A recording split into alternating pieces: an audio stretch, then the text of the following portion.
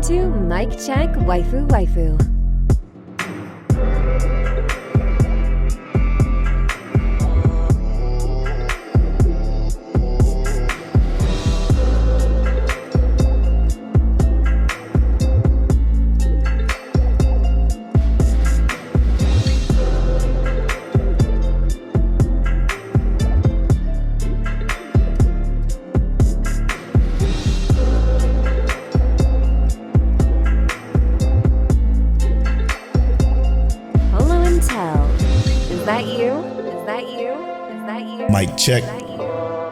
Mic check, waifu. Martel. Is that you? What's up, Polo Dolo? This is episode 298 of Mic Check Waifu. As always, it's brought to you by Patreon. Patreon.com/Mic Check Waifu is where you can get early access to the video version of this podcast, is where you can get access to the Patreon exclusive podcast, The After Story, is where you can get access to the 298 pre-show. It goes live 2 days before this episode drops. And you can get all the inner workings of how we get this thing started. Shout out to the Patreon producer, Christian the Archivist, Rod from Dad Needs to Talk Podcast, Fear, Cad the Pro from Chaotic Culture Podcast, Explicitly, All for One Matt, Monique Williams, Simi, Sensei, Frozen, Rob Stone, Multi-Purpose, and last but not least, our guy, T-Money Fingers. Thank you so much for producing this and many other episodes of the podcast. We couldn't do it without you. It means the world to us. Thank you so much. Make sure you guys go to youtube.com/@MicCheckWaifu and subscribe to the YouTube channel. And join the Discord, discord.miccheckwaifu.com, to get in on the conversations that we have quite frequently on anime over there. Very deep discussions, a lot of fun conversation goes on over there with our community. So join the Discord and have those conversations over there with us and be a part of the show as well. Easiest way to be a part of the show. Do us a favor, if you're listening, no matter where you're listening to, Spotify, you're watching on YouTube, like the video, listen on Spotify, rate the podcast, Apple, rate it. Anywhere you're listening, just wherever you can drop stars. Drop the stars for us. Like, subscribe, all that good stuff. Okay. This is the Anime Podcast, brought to you every Tuesday at 9:30 a.m. CT, talking about seasonal conversation. We got a great topic for you today, as well as a rewatch conversation that we're having about Log Horizon Season 2, the first half of it. So, without further ado, Tell, what was your episode of the week this week? I always got to go first, bro. I'm not gonna lie to you. I'm kind of torn. I got like 3 or 4. Damn. I do but if I'm being real, there's really 2 that really drew me in. Mm-hmm. But I feel like I've seen more hype for one this week, and that's specifically Apothecary Diaries. I've seen a lot of love for Apothecary Diaries this week, just on the internet in general. Yeah. But for me, and I feel like I keep saying this every week, but To Be Hero X has been freaking phenomenal. Yeah. It's freaking phenomenal, man. If it's consistently your best episode of the week, then it's no shame in that, because I 100% agree with you there. But to give us some variety here, I'm going to go with my episode of the week being Summer Pockets. Okay. I only given it my episode of the week this week because I found I think my favorite girl of the show. I think she's a sweetheart, and I can't wait to see where this is going to go, because, like you said, this might eventually lead to tears. It's kind of stemming that it will. It was giving us the lightheartedness that Clannad did at the beginning, and as it normally does. Yep. And then it lets you get to know these lovely characters, and it drops something on you. So it's constant hints too, man. They keep dropping hints that something happened, something serious happens. Yep. My sleeper this week get my episode of the week, because I think it deserves it. Even though, like Tell said, this week was fucking full of fire episodes from a lot of different things. And we also watched 12 episodes of Log Horizon, and let me tell you, Season 2. I got like 3 or 4 episodes of the week out of that. Just to be honest with you, there were some really good episodes in there. Yeah. But yeah, man. You understand it now? Yeah, like Lethal Shooter, I do. I fucking love Log Horizon.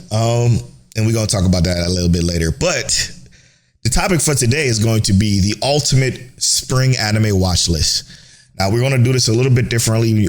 We normally do like must watches, et cetera, et cetera. We normally do that after the second half of the show, but this time we're going to do the ultimate 2025 spring anime must watch. So here's the rules. The rules is going to go like this. We're only able to pick 5 shows. That's 5 shows in total. That's not 5 shows each host.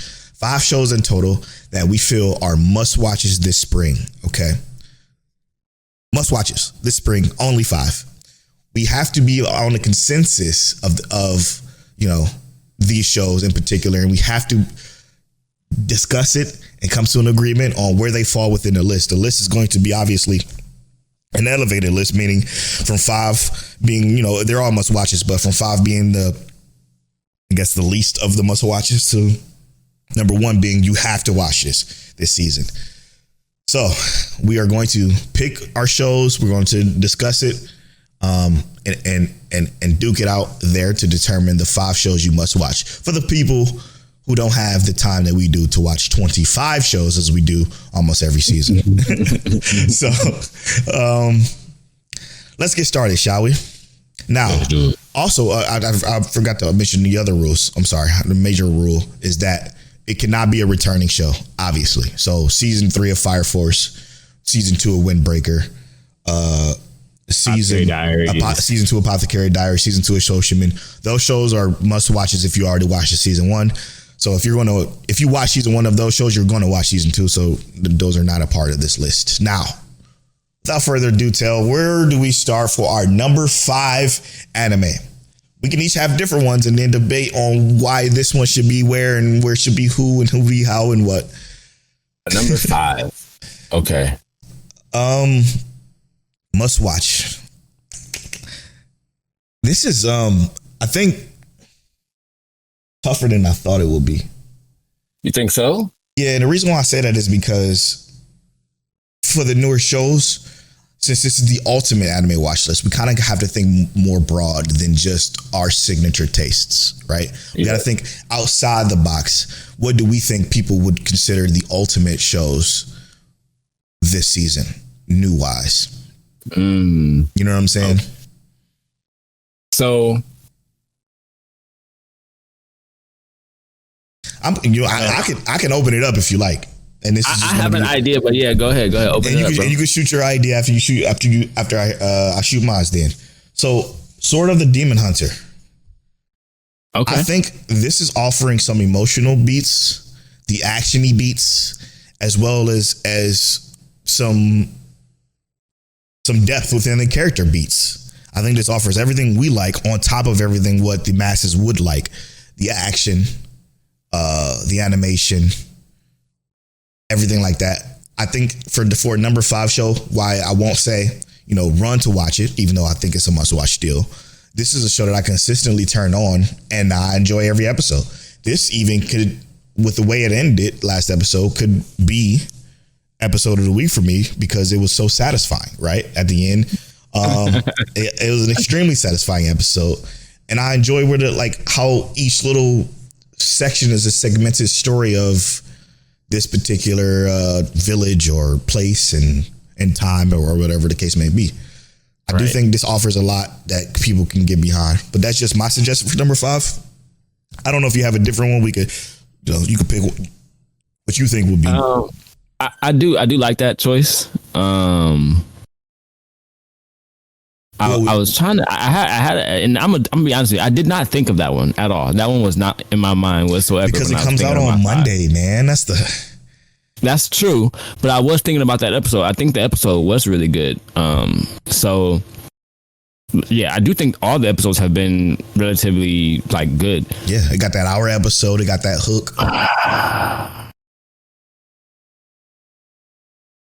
The thing is that I feel like there's things that I'm watching that I actually I feel like there's things I'm watching that I'm more engrossed in, but I think that is somehow better. I would actually almost kind of want to move that one up. Move it up. like to number 4 or something like that?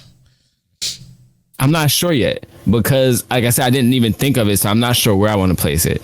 I was thinking of personally like Moonrise at number 5. At number 5. Okay. Yeah. Okay. Talk to me. You think Moonrise should go higher? You gotta tell me. So my idea of like where Moonrise sits, and this is because we're not complete with it yet. Obviously, people may be finished with it. I've seen people talk more about it and think it's great and whatnot. But I do think it has a really solid, especially in these first 6 episodes. It's been a nice ride. It's been I love the dub for this. I love what's actually happening in here, and I'm getting a sense for the story that I'm not even sure if I'm right on, but it's giving me like a taste of what this world could actually be about and how things are developing. I like Moonrise a lot, and I do think that number 5 on this list, I think number 5 is reasonable. It could actually be higher. But I that's what I'm struggling with, is that like when you mention sort of the Demon Hunter, I'm like, man, I could actually move that one up, because I was thinking at first like Shuinja Family being like number 5, and then putting sort of the Demon Hunter above that, or Moonrise above that.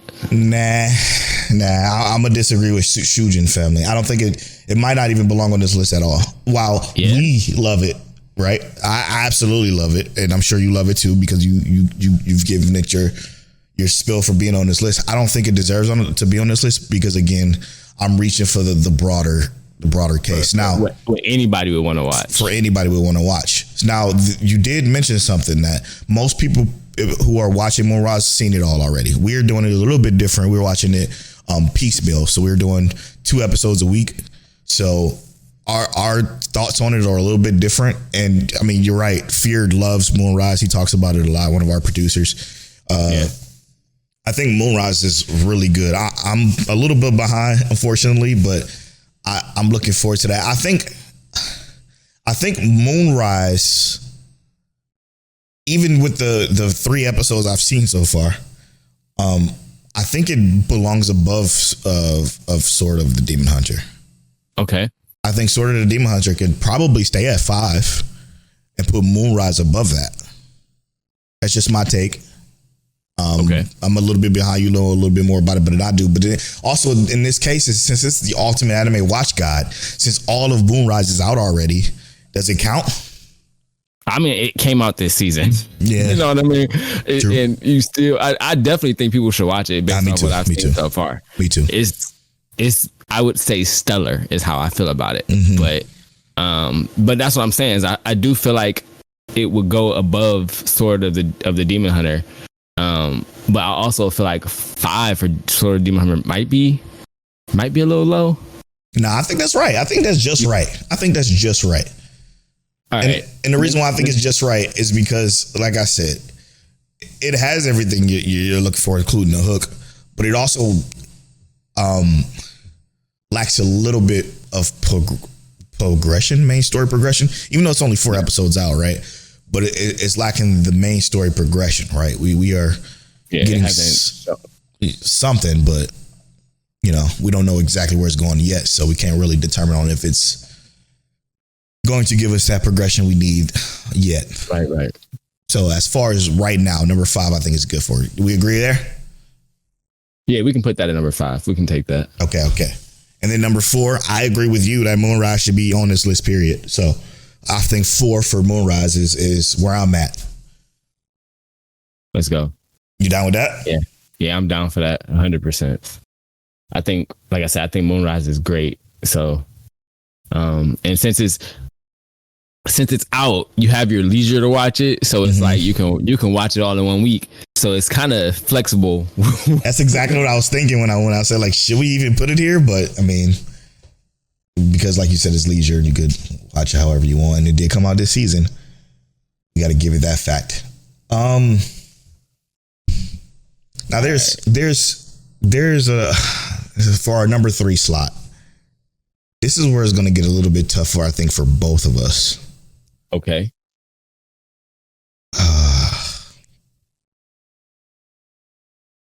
I really only have like, I'm gonna be honest, like 2 anime choices that I would absolutely disagree with you on putting here. And number 3? Yeah, and number 3, there's only 2 anime that I want on the list that I would 100% disagree with putting on at number 3. But in terms of number 3, my thought is that just to give it a little bit of variety, it's not going to be it's not going to be very for everyone, but I think everyone could enjoy it, and that's going to be the 2 Perfect Saint. I want to put the 2 Perfect Saint at number 3. That's me personally, and the reason why I say that is because, again, while we have the Moonrises and the Sword of the Demon Hunter, all the popular fisticuffs, I think this shoujo has something that I think even everybody could enjoy, with almost what seems to be a nice chill get back story, or is going to be a satisfying get back story, a revenge tale, if you will, alongside very likable characters, and unlikable characters, right? Purposefully. Mm-hmm. I think it's just such an easy watch. The episodes go by fast. Like I said, the characters are easy to digest and fun to handle. It's not very actiony. You're not going to have any action. But it is a little bit. Yeah, a little bit. Yeah, true. But I think it's a show that I watch with a smile on my face every single week. Yeah, and I think it's slightly above. Not slightly. It's above the Underwear Atelier Meister. I don't think that belongs on the list. In that place, I prefer 2 Perfect Saint to be there at number 3. Yeah, because the Underwear Atelier Meister, I was struggling with that one too, because I don't think it's one that's going to be commonly accepted by the broader fan base of anime, but I do think it's really good and I enjoy it every week. But the 2 Perfect Saint, I was actually just hovering over that one, because I'm like, I want this one on the list because of how enjoyable it is, and how easily digestible it also is. You know what I mean? Yeah. I think that because it's so easy to just put on and enjoy, it makes it hard to not put on the list. So I think, to me personally, I think the rest of this list is relatively easy. Yeah, to me, I have between 2 choices. it's only number 2, Kowloon, right? Like, is it not? Yeah, I 100% agree with Kowloon. Okay. 100%. Dude, Kowloon is something different, bro. It's such a unique. It's a slice of life, sure, essentially, but it's psychological. Seems to have some thriller elements to it. That's not thriller. Did I say thriller? Should I say thriller? Is thriller what I'm looking for? It is kind of giving that, but not sure. It's more like mystery. Yeah, mystery. A mystery sci-fi-ish. Just a very unique take on this particular genre. A romantic story, if you will. A love story, if you will, with some of the most bizarre shit. Like, we're going to talk about it in the second half of the show for spoiler talk, but this episode and these episodes in general blows my mind. Again, nice cast of characters, beautiful art style. Best girl so far in the season. So for me, easy. It's uniquely wonderful. Like, I think this is a must watch for anybody. Period. Yeah, I agree.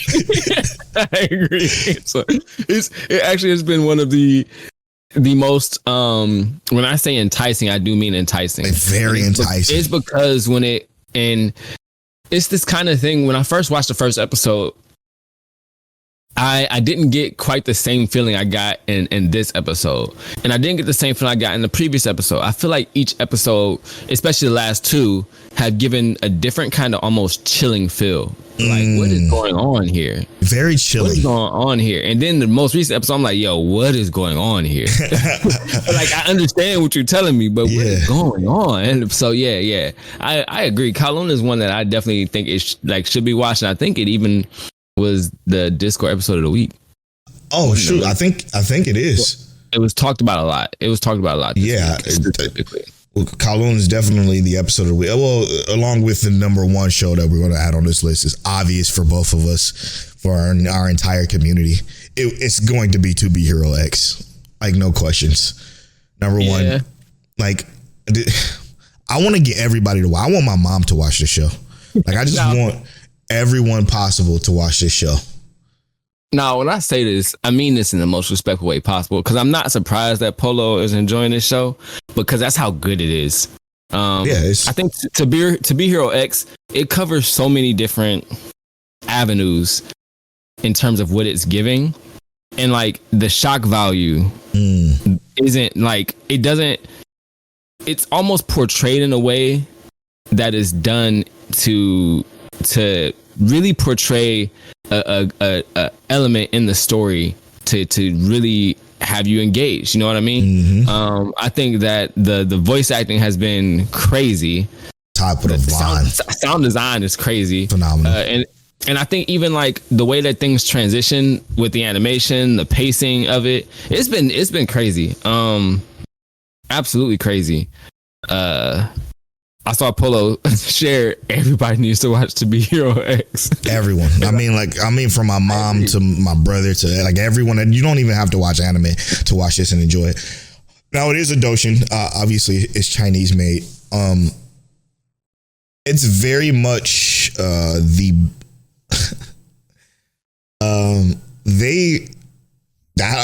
it leaves me speechless every week.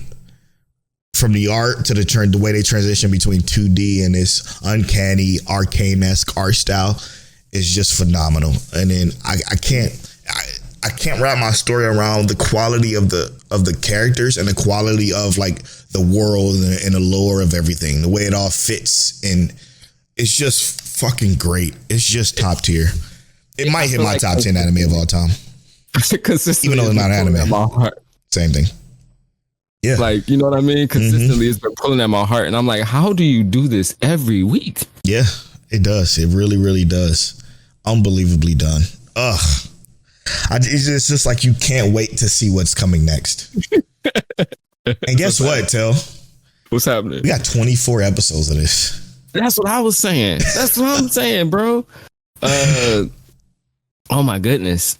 I can't wait. And they said there's no stops. So there's not going to be any breaks until September when it's done. Insane. Yeah. Unbelievable. All right. So now, honorable mention. Honorable mention immediately. I'm going to say Shoshiman. Well, no, it doesn't count. Oh, okay. I'm sorry. Guaranteed watch. You better watch it anyway. Yeah. That's season 2. From old Country Bumpkin to Master Swordsman.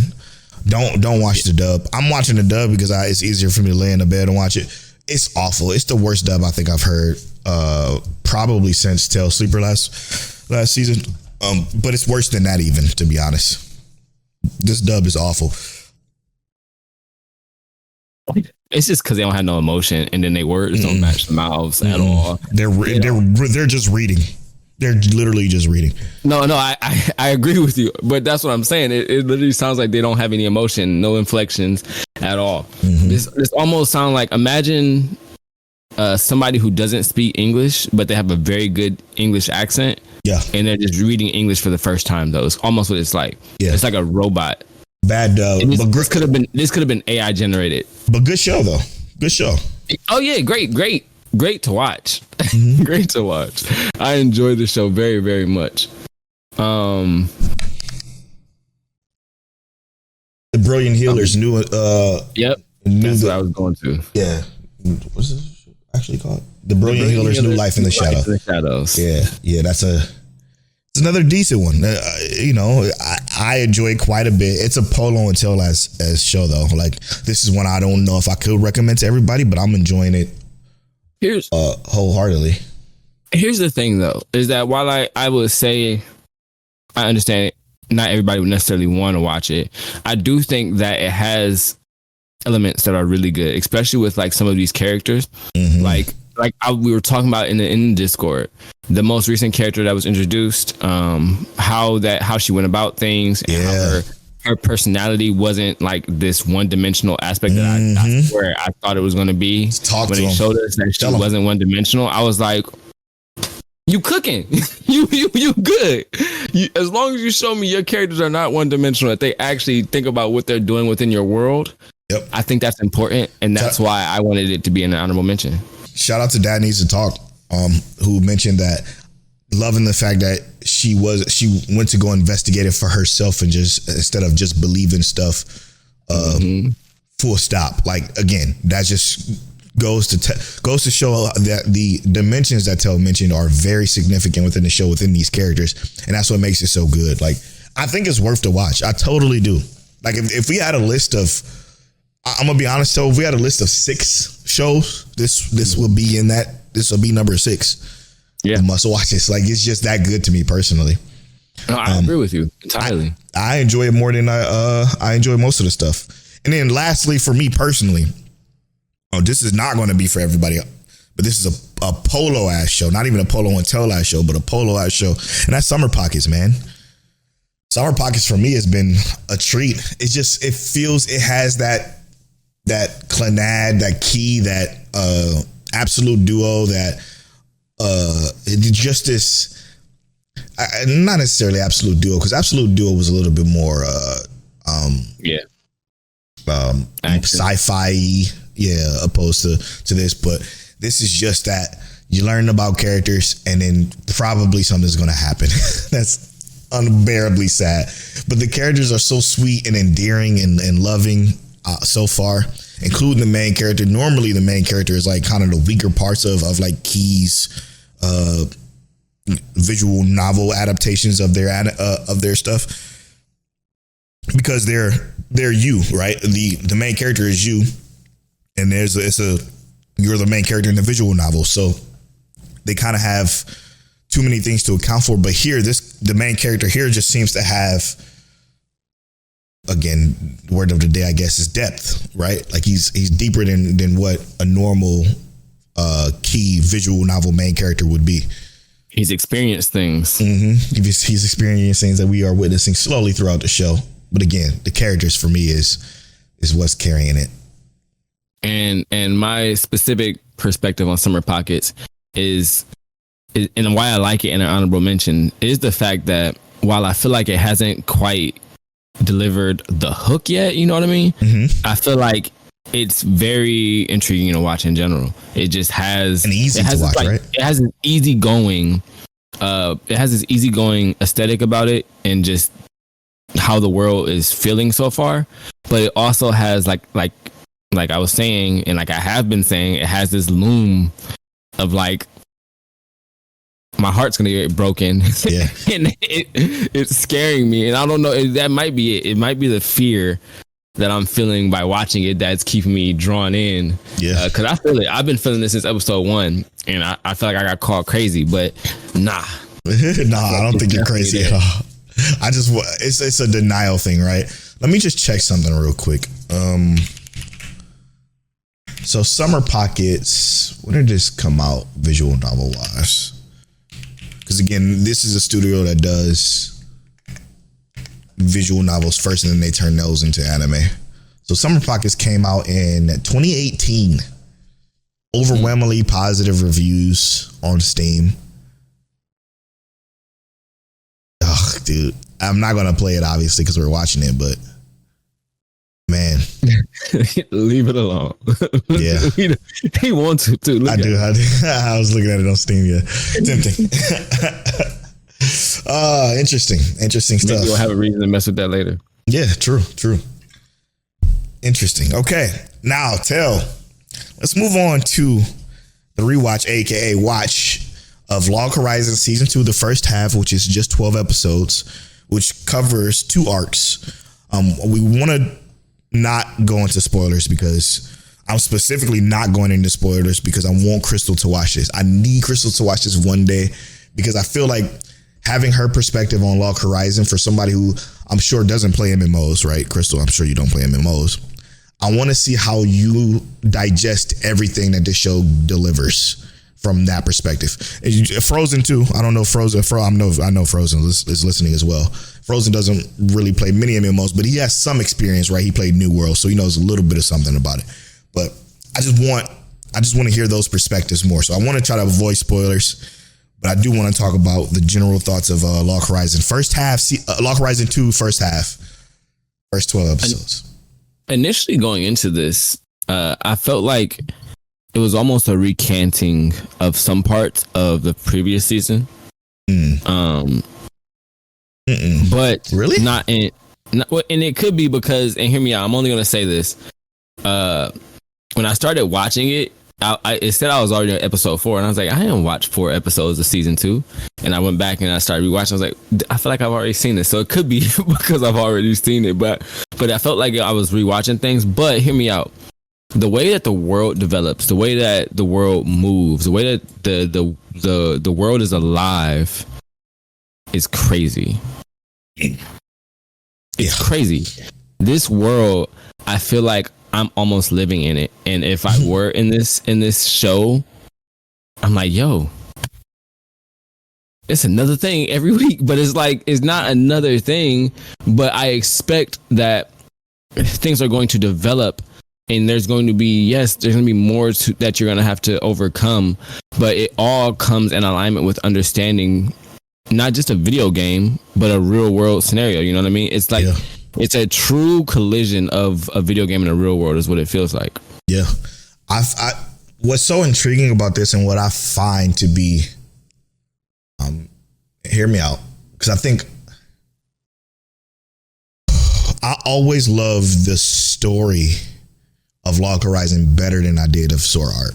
I love Sword Art to death, but the depth, word of the day, of Log Horizon's like story and world and the way they kind of like interweave it into like everything in its entirety, everything makes sense within this show. And it blows my mind because now I'm watching it from a perspective of a podcaster, right? I've always watched it just for fun or, just to enjoy, seeing, my favorite genre of video games inside of my favorite type of TV anime. But this time I'm watching it from like, oh shit, the way they're bringing like, there's this, it's almost like a fucking pyramid, right? There's this, they're inside of this game. They don't know how they got there. It's mysterious. Something happened. And then they break it down into like a section 2. Section 2 is, how do you navigate this world being inside of this video game? Is this even real or whatever? And then section 3, how do you handle death? Oh, we respond, but there's something to that as well. Then it's like this overarching bottom part where it's like these people in the shadows, kind of making some maneuvers and pulling some strings that you don't really know yet. And at least in the first half of Log Horizon 2, you don't really know yet until the very last episode of this arc, which is this episode 12.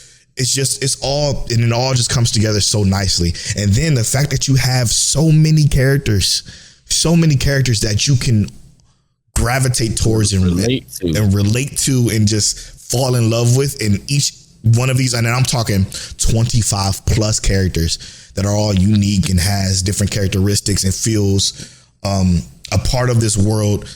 It feels, and I think Frozen said it too, it feels like an MMO. Like it truly does with all the people. And because I feel like in Sword Art, you only seen like 6 people. You only know like 6 people, 7 people. You know what I'm saying? Like, and that's our main crew. But here, I mean, different guild leaders, and it's just phenomenal already. They all mean something. You know what I mean? Yep. But like you said, the pyramid was a great analogy, and I say that because that's exactly what it feels like. They're trickle feeding you the aspects of the world, and it just gets bigger at every turn.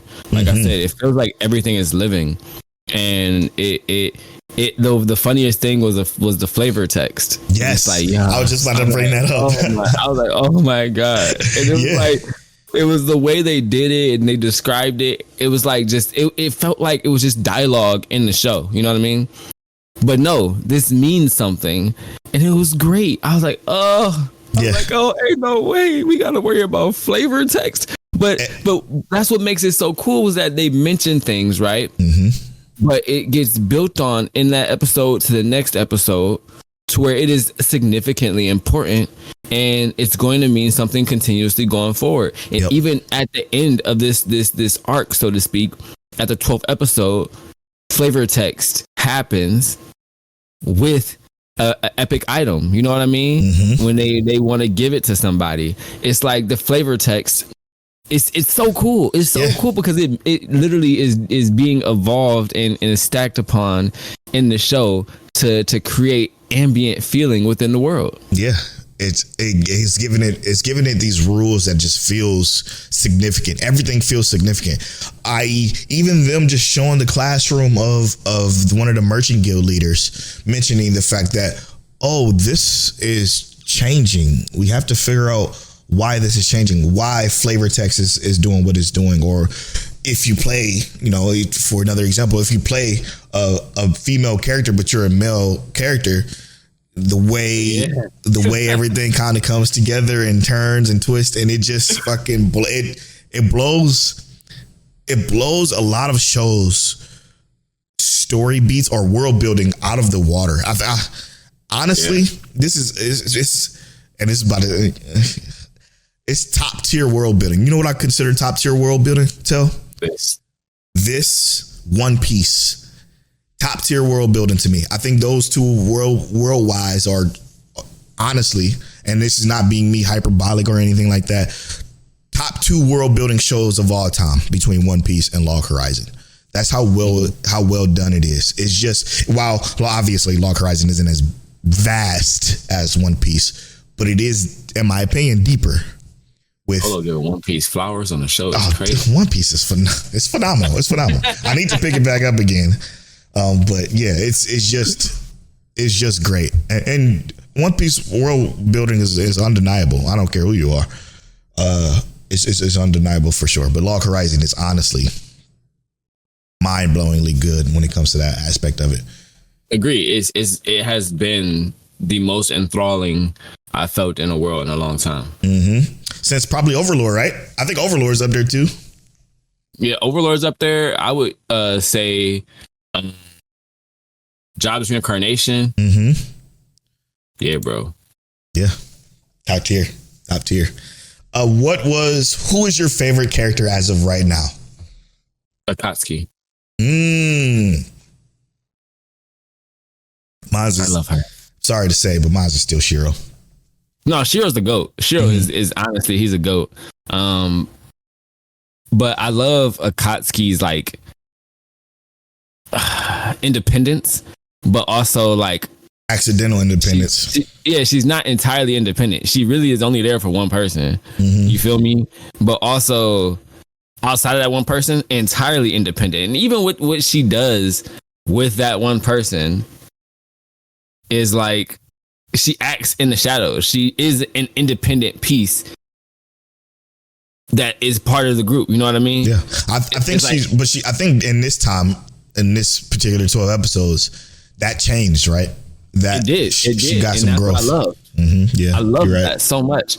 And it's because it's like her place is to be almost like this silent partner, but that development within those characters specifically is always very impactful, especially for like even the world. You know what I mean? Yeah. It made me appreciate even more the oral arts. You know what I mean? I was like, yep, here we go.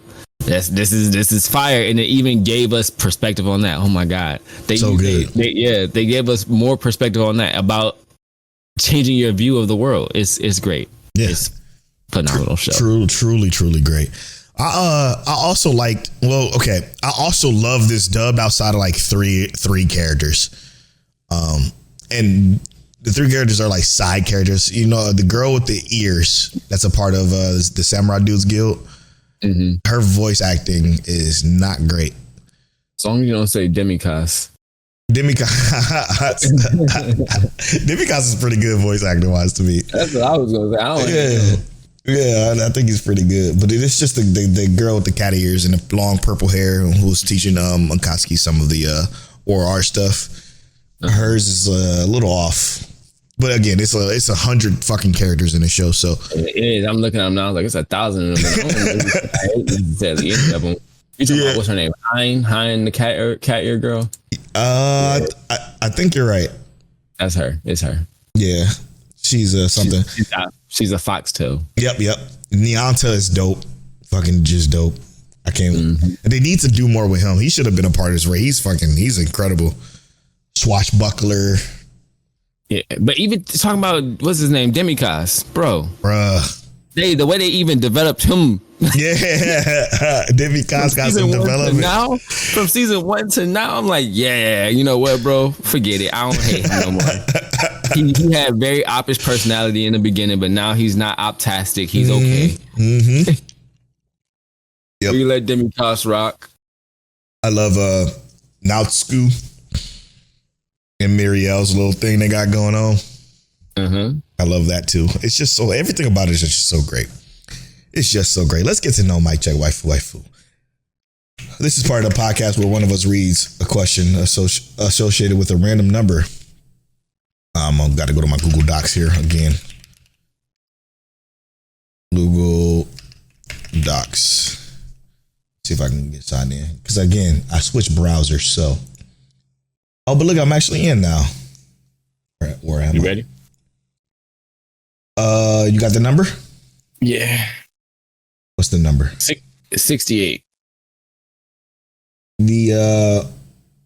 What's your favorite Sanin anime? Sanin. Is that I don't remember what that is. It's the hardest part about that question. I think it's a little bit of a older genre. Sanin is okay.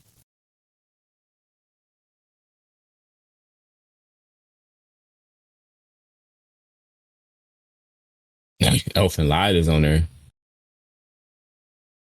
What's the definition of that? Because I don't know. I'm gonna be honest. All right, give me a second.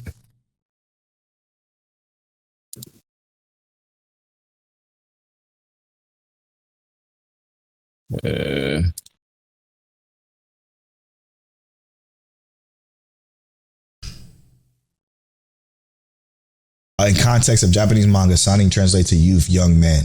It's a demographic term used to describe an anime manga that targets a young adult male audience, typically those in their late teens and older. Sanin titles often explore more mature themes, storylines including action, drama, romance, and other genres. Okay. I mean, that's very broad. Yeah. I'm gonna go with just what I see here, and I obviously I see ReZero on the list for Sanin. Y'all know we love ReZero, so I'm not gonna go with that one as an immediate choice. I'm pretty sure Remake Our Life is on here as well. I'm going with Steins Gate. Steins Gate is a great choice. I'm gonna go with Erased. Nope. I'm gonna go with Made in. Nope. I'm gonna go with Erased. Made in Abyss is there too. Sheesh. I know that's like God dang. It's because it's too broad. It's is there too. Yeah, it's because a very broad list. It's just an age range necessarily. It's not necessarily a genre, so we got to keep that in mind. But yeah, for young adult anime, outside of ReZero and the typicals, Steins Gate is always going to be there.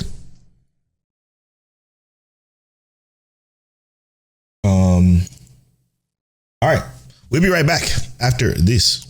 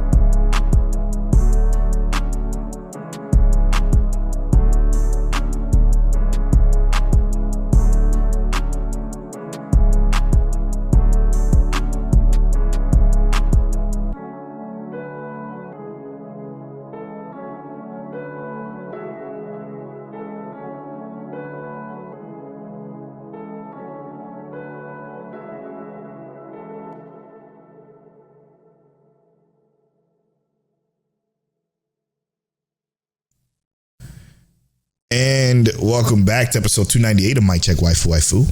Make sure, again, you like, subscribe, all that stuff to the video version of this podcast. Welcome to the spoiler half of the show. We're going to spoil episode 4 of To Be Hero X. 4 of 24, which is mind-blowing, of one of the best anime I've seen in a long time. It's just great. Or again, it's a Donwa, but whatever. Yeah. So this is crazy. His girl Moon got captured. His girl Moon got quote unquote captured by somebody who's trying to get Nice or Linling, our guy, to reveal that he's not really nice and that Nice is actually gone. But everything in this episode was emotionally charged. They do a great job of dropping cliffhangers, but the cliffhangers are good enough for me personally, and this is why. Before we get to the end of that, but I just want to say, the week before, when he pulled up with her taken, that was a cliffhanger where my jaw dropped to the floor. Mm-hmm. I'm like, oh shit, he went and got her. Damn. But then I'm like, okay, I need that week to kind of satiate, or not satiate, to kind of digest what I just saw and then go to the next episode. And I think it does that perfectly, right? Like I don't get mad at the cliffhangers because it's not tasteless, right? While it is definitely cliffhangery, it is not a tasteless cliffhanger that I just can't stand and I grip my teeth over. It's because the show is giving you enough to enjoy that once they hit you with cliffhanger, you're like, oh my god, what's gonna happen next week? I know this is gonna be amazing binge for somebody, but yeah. I think it might even be a better week to week because of that. Because of everything we just talked about, to be honest. Because you get time, get time, and then you get to talk about it and live it and just feel good about what you're seeing. It's just so good. It's just so good. What you think about him? Them sending in that guy that's supposed to be this cleanup guy that knocks people out basically and erase their memories. So I said this, I think it was to Dad Needs to Talk in the Discord, but I think that the idea of this cleanup guy was really cool. Mm-hmm. And I say that because of the aspect of cleanup, right? That's quite literally what he is. The Blankster is what his name was. Yep. And it was like, he's a boxer who, when he hits you, you lose your memories. He erases your memories. I'm like, yo, it's because he's knocking you out, right? You don't, it makes sense. You coincide these two things here. But it quite literally was the cleanup crew. And for me, like I said, my aspect of it, what I thought about this was that it goes to show that the organization that's essentially profiting off of this has some tricks up their sleeves. Yeah. While they're clearly not to be trusted since episode 1. You know what I mean? Mm-hmm. Clearly not to be trusted. But they have even more that they're, I wouldn't say necessarily hiding specifically, but yes, they're hiding stuff. You know what I mean? Yeah. How you feel about that? What you feel about the Blankster? Blankster was cool. What I like about the Blankster more though was his rise and then fall this episode. Yeah. I think that shit is so dope. It give not only during the time of chaos and fights and dude, it reminds me of how bad My Hero is at this, of how they interrupt action with backstory in a tasteless way. How this does it in such a tasteful way by incorporating it into the villain's ability to again just depower Blankster, right? So he says, oh, I found an opening, and it was just him researching the guy's past, and he walks us through his past very cleanly, very quickly, very concise, to the point where he exposes him. And then when he exposes him, knowing the rules of this world, because you get exposed to you're being a fraud, essentially, you lose trust. And when you lose trust in this world, you lose your power as a hero. And that shit is fucking dope, man. And when you say that, right, it even makes me think about when Lin Ling was in the tower or whatever, right? And he's like, I gotta go help Moon. Yep. And as soon as he goes a step, they're like, no, you can't go, you can't. Yep. And he just falls over. He can't do anything because in this moment he is nice. You know what I mean? He identifies as nice. I'm nice. I gotta do what nice would do, and he wants to go save Lin Ling. And I thought it was so cool that essentially for him to break out of that, he had to deny the name of nice. You know what I mean? Mm-hmm. And he still was in that he was losing his followers and his belief, his trust, all the way down to zero to get to that point. And I thought, man, because and you think about it, when he was nice in the time him taking the elevator downstairs, he was completely unrecognizable to the people who had trust in him. You know what I mean? Yep. And it just goes to show like the rules of the world are crazy, because had they had more trust in him and had he continued to say I was nice, he came down those stairs, he would have looked like exactly what they expected like. But also he would have never made it down those stairs. He would have never made it down because they didn't want him to move. It's crazy because that we saw that how powerful that was in the previous episode, to get here to see that it is powerful and the only way to overcome it is to deny it. Yeah. What you think? Obviously, the fight was incredible between him and the villain that he fought for. The God Eye. Yeah, God Eye. That fight was incredible. Him beating his ass was all top tier. But what did you think about them showing Moon and what happened with her and her deserted island because she's a doofus and forgot her teleporter? Hear me out though, right? When she first put the teleporter, like threw the teleporter back, I was like, what's she gonna do? I'm like, I'm thinking about when I saw her walk into the portal, it didn't show like she was walking to like a deserted island. Other people, it looked like it was just nothing. You know what I mean? It looked like it was an island, but it don't look like there was anything there. And I'm like, so when we first see her in this episode, I'm like, oh, she's stranded. He's got to come save her at some point. Maybe next episode he's gonna come save her. And then I see him come through this episode as Lin Ling. I'm like, oh man, this is about to be good. Forget me, right? So forget me. You know what I like about this the most, and why? As soon as it happened, right? And you know what we're talking about. It's her getting her fucking brain matter splattered on the sand. All over the place. Is the dichotomy that it had between, or essentially the foreshadowing it had between episode 1 to that. Mm-hmm. I think there's some correlation there with that, with what we saw in the first episode to what we got now. But why do you think this happened? I think that it comes with the idea of recruiting him, and I say that because of what specifically happened. I'm not sure. No, yeah, I'm not sure. You know what I mean? But I think it kind of comes with that idea of like they want to not necessarily expose him, but give him a reason to continue. You know what I mean? Yeah, but that's why doing that would do the opposite.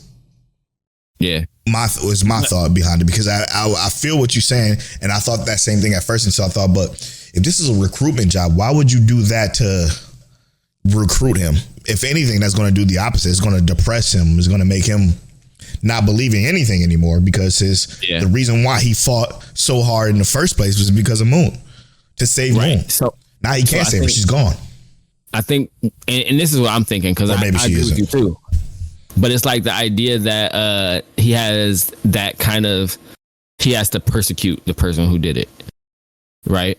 And he'll gain trust from those around him as they might not even, but he'll gain that as a mourning person, because now they view Lin Ling as a real person. You know what I mean? Mm-hmm. Not just nice. You know what I mean? People actually believe him now when he says this is what it is. They actually believe him now. So if he was to say like she was kablowied or kabloomed, and this is what happened, now people are going to view him as an actual mourning person and not just as nice who who was acting, right? Or as nice who was acting as they expected. He could rise in popularity even more for that. Or, like I said, I don't even know. I don't know. Yeah. I sincerely don't know, man. Either. And that's the thing, is that I didn't know where these episodes was going when I was watching it. You can't know. So, yeah, man.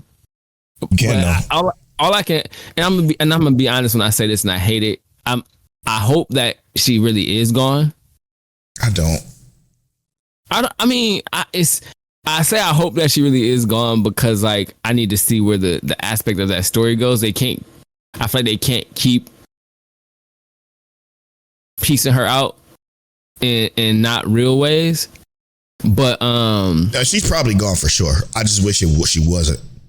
Yeah, like I agree with that. I wish it didn't happen, but I'm saying I'm hoping that she is gone because of the fact that they can't keep using that as a story element. Yeah, I get it. I just don't know. I don't know the point of it. And maybe it's just literally a villain just trying to stop him from gaining power, or another hero in the competition of trying to become Hero X. Mm-hmm. That they're like, no, we don't want you to gain this power or this notoriety, right, or, you know what I'm saying, or et cetera. We don't want you to be that much better than us. We need you to step down a little bit, bro. Mm-hmm. Get knocked in this place. So maybe that this is the end. The end started. The end happened before it even starts for Lin Ling, but obviously not, because we got 20 more episodes. So well, and that's the thing, is that I actually did you see that what I showed you, or what was shared in the Type or To Be Hero X forum? Yeah. I don't think necessarily this is going to be about Lin Ling for the next 3 episodes. Interesting. Okay. It's a whole nother character, and this could still have something to do with Lin Ling. You know what I mean? I have no idea, but it's showing a whole different hero character, so to speak. Yeah. Interesting. Who knows how that's going to play out? But yeah, it's great. It's one of the greatest this season for sure. Easily number 1. Yeah. All right. Yeah. Moving on. Apothecary Diaries. One of the season 2 anime. Of all time. Season 2, episode 16 of Apothecary Diaries. Now, I think someone said it in the Discord. I forgot who it was, but they said, well, this one went to hell fast. Yeah, and it did. I think it was That Needs to Talk. But yeah, it definitely dropped a huge ball, this one. But I also feel like what I mentioned earlier in the Discord is absolutely correct about Susui being that concubine, the newest concubine that came in. She was a little bit smaller, she was just always with the makeup on, but I think she's actually the concubine that like just kind of like plays around the yard or try to have some freedom. And if she's taken too, that's going to completely put I guess you can call it, I guess you can call it a rush job on them trying to find her and Mao Mao at the same time, essentially. But obviously we knew that the fucking new dude was going to be her, right? Like, it was kind of obvious. Yeah, that was I feel like it was easy to foretell. Yeah. But taking Mao Mao? Now that's crazy work. That's insane. Man. That is crazy work. That is absolute crazy work. Oh man. And let me tell you. After we get this kind of like moment of ease, right, with her bringing her uncle in, her dad, and well, it's not her real dad, it's her uncle. It's her dad. It's the one who raised her dad. It's her dad. Yeah, I know he's the one that raised her. You know what I mean? But that's not her. Her dad is the one who's the. I know who her dad is, but this is her dad. Yeah. So him, when he came in, and I'm like enthralled by his ways and how soft he is, but how even like with the thoughtful. How thoughtful he is and how he's moving. I'm like, okay, I feel like this character's gonna make a very impactful change within the world of that we're dealing with here. Mm-hmm. But brother, it was Mao Mao going to figure out, okay, well, who here is old, right? Who would have been here long enough to know that when those things were written down, it's the putting the pieces together. Yeah. That a bulletin to say don't do this also can be reverse engineered to say no, use this to do this. You know what I mean? Yep.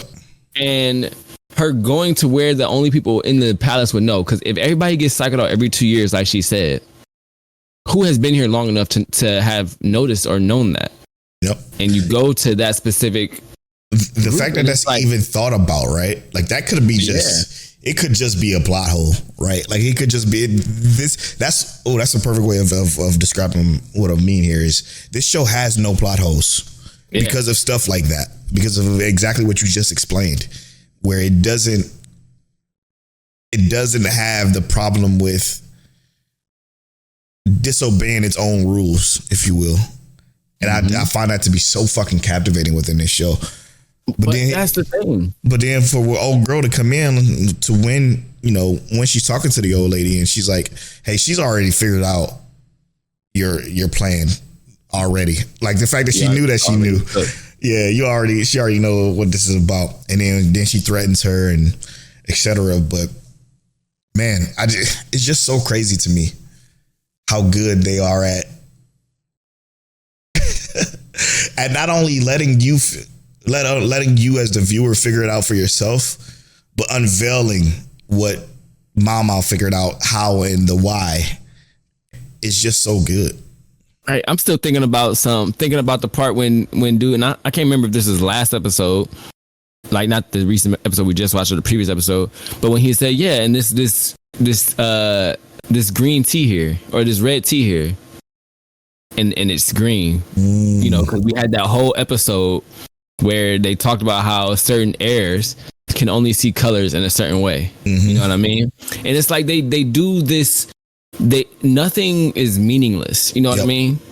Yep. And it's always been that way. It's always been that way, even with the insect book and everything like that. Yes. Everything has a purpose. Nothing has been told or done in this story for no reason. And we have that proven to us every time. Like I am tempted to believe that the old mad shogi player dude showed his Chinese checkers for a reason. You needed to see it. Yep. Because I'm 100% agree with that. For something. I'm like, it means something, bro. Yep. This is like a Kendrick Lamar diss track. And if everything means something. And if Jinshi would have saw that, the actual Jinshi, he would have known what it was. Opposed to it being that fraud that stepped in because, they're trying to find Mao Mao and Sushui. I'm trying to find her. I really do think that she is. What I'm trying to find is Sushui in the newest concubine art. Because I do think they're the same person. Am I tripping there? Do you feel like I'm tripping there? Is that a reach? What I'm thinking? I don't think it is. I don't even have her in his character list, which means that I'm probably right. Yeah, I was looking for that because I didn't see her. I see her, quote unquote, but I don't see her. Her name is Raolan or something like that. Yeah. Yep.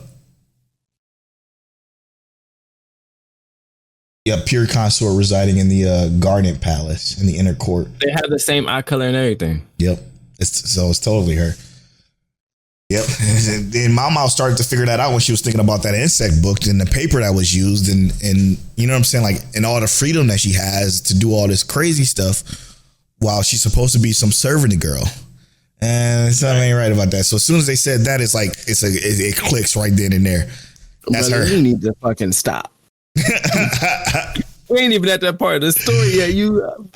But as soon as she was mentioning that stuff, it happened right before the other girl came in to kidnap Mama. So I'm like, I said, oh shit, right before that girl came in because I'm like, she's that concubine that we saw, that the short one.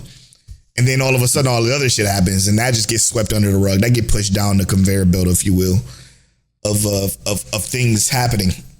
And that's what they do throughout the show. They drop one thing that jumps a hint, and then something else happens. And then when that something else happens, clears up, they move on to that next thing, and then push another thing down the conveyor belt. It's so effortlessly told. Again, if this didn't come out the same year as Free Run, this would have been the anime of the year easily. Yeah, crazy. I say that every time we talk about it, but I have to. It's because it's a fact. It's a fact. It truly is. I see Apothecary Diaries being talked about, and I feel like you're right. Every single time I see people talking about it, you're right. It deserves everything you say about it. And I mean, I only hear good things. Only good things. All right. And last but certainly not least, man, I think the craziest episode this week.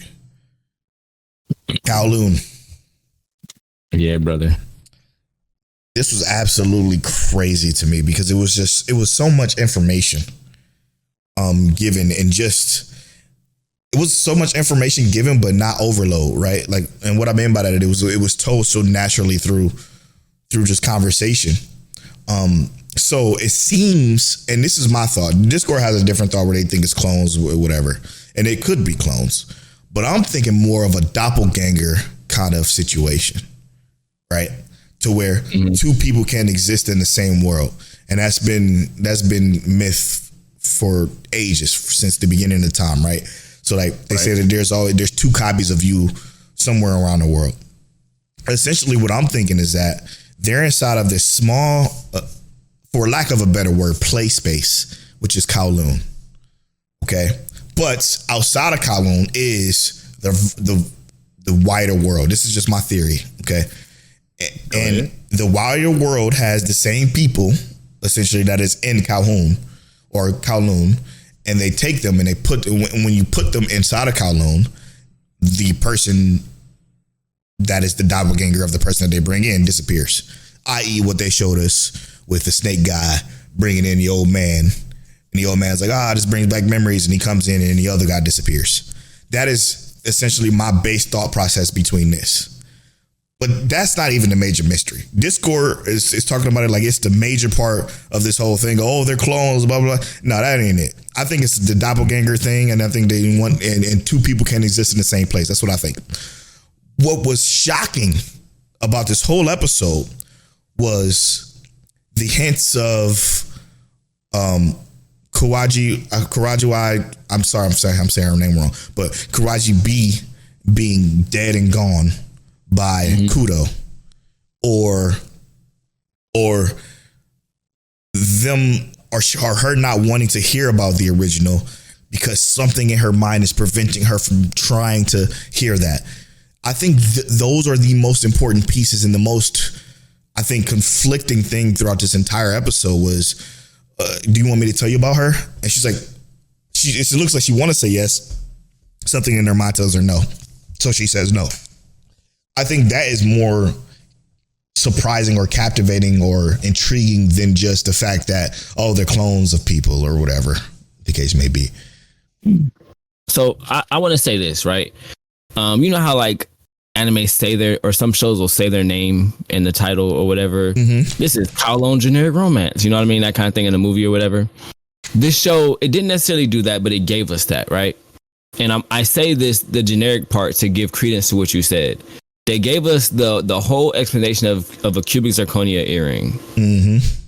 How they're calling these clones zirconians, which a diamond is, as a cubic zirconian is not a diamond, so it can't be a clone. Right. You feel me? Exactly right. It can't be a clone because it's not a diamond. Exactly right. A generic knockoff. Zirconians are what you said, and I would even say doppelganger might be going too far. Yeah, that's me breaking it down in the simplest of terms, because of lack of a better term for it, right? Because what else term would you use for it outside of doppelganger? Because it's not a clone; they're not the same. That's what I'm saying. I'm not necessarily disagreeing with you. It's a generic knockoff, right? These Zirconians are quite literally that. Even when they bring up again the fact that her wrinkles have always been there. She was born with those wrinkles. She was created with those wrinkles. Which means that if if it has been fake from the beginning, they're showing that that's the whole point of this, is a generic knockoff. Now, the romance part of it came with, even within her like dreams and whatnot, her memories that she's kind of getting back. She's feeling the romance and whatnot. And even with Kudo, he still has romantic feelings, but not specifically for her, because you just look like her. Right. You don't even have a need to wear glasses like she did. Mm-hmm. You know what I mean? And these are little things that he's picking up on. So we had that romance element, and when he kind of drops that bomb to say that he killed her, so to speak, I feel like it's obvious that he didn't actually, like, in an active way do that. You know what I mean? I don't think he actively did that. I think that he did something that led to her death, not necessarily killed her. And this is what I think, because again, it's fucking crazy how me and you are both here. We're on the same exact wavelength, because that thought is exactly what I think. But my thought is that he didn't kill her. He pushed her out of Kowloon, moved her out of Kowloon. And again, what I said earlier is when you go out of Kowloon, the Zirconian or the doppelganger, if you will, whatever, takes the place of that person. You ever seen, now you probably, of course you haven't, but there's this show on Apple TV called Foundation. Mm-hmm. And Foundation has this scenario where it's this one king or one emperor who rules the entire universe, right? This one emperor rules this universe. But what they do is, instead of him having an heir, having a kid, and the heir continues to rule like that, they clone him, essentially, right? They take all the memories from the Emperor Prince 1 and put it into Prince 2, 3, 4, 5, all the way. So he's been ruling for thousands of years, but he's the same person, but he's not exactly the same. Because the more more experience you have, the bigger your changes go. That reminds me of this in the sense that, right, like, I think she's got pushed out of Kowloon, so the Zirconian or the doppelganger took her place, and it just popped up. Instead of the opposite with the old man, right? When the old man got taken out of Kowloon, or took it into Kowloon, he disappeared. The opposite effect can be true, right? When somebody gets pushed out, somebody else appears in the place, etc. So what I'm thinking is that she was brought, when she left, she popped up, but only with memories to a certain point of her life. Right. That's what I'm thinking, and it's the points before she started working at the place, before she met Kudo, et cetera, and then now she's starting to come into that. But I think if she did know about the original, then it would conflict with her original self, because again, they're not clones; they're two different people. Two different people, essentially, with the consciousness. And I think the Grand Terra is where all of that shit gets held, man. Yeah, and the thing is it's like a 3D printer. The Gene Terra, right? And literally, that's kind of what I'm thinking, right? I'm thinking that not necessarily a 3D printer, but more of like a artificial projection. Like you said, when you get pushed out, this instantly replaces what's missing. So to speak. So if a person is pushed out, that they have to replace it with something to fill the space. So I think you own. I'm just not exactly sure on what the actual mechanism is that's driving the situation. Obviously, the Gene Terra got something to do with it, but I don't understand quite the system. Yeah. Now, am I intrigued? 110,000%. I'm very intrigued. But I'm also intrigued because this romance is still a part of this. You know what I mean? There's still so much going on, and it sucks because it almost feels like she's never going to get what she wants, bro. As this Zirconian, she's never going to get what she wants, which is Kudo. Because to love her. Yeah, because he knows who he loves, and it ain't, which is the diamond. He loved the diamond. He don't want this Cupid Zirconia. He don't want to get broken out.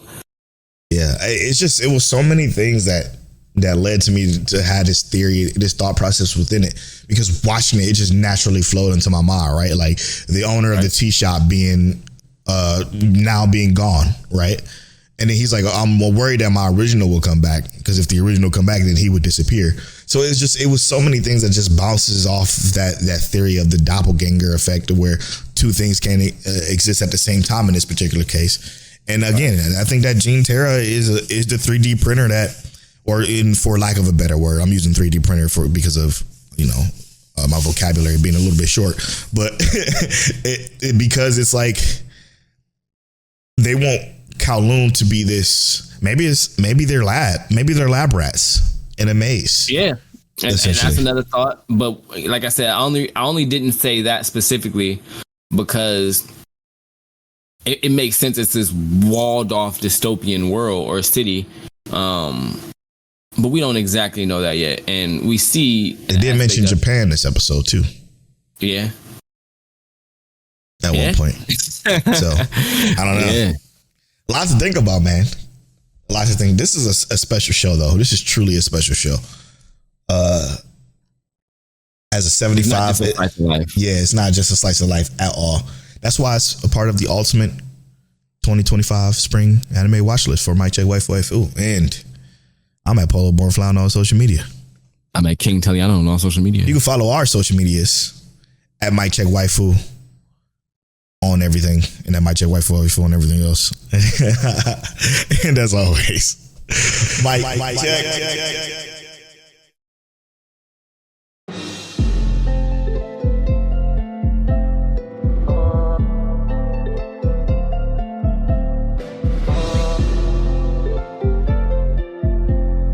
You're now tuned into Mic Check Waifu.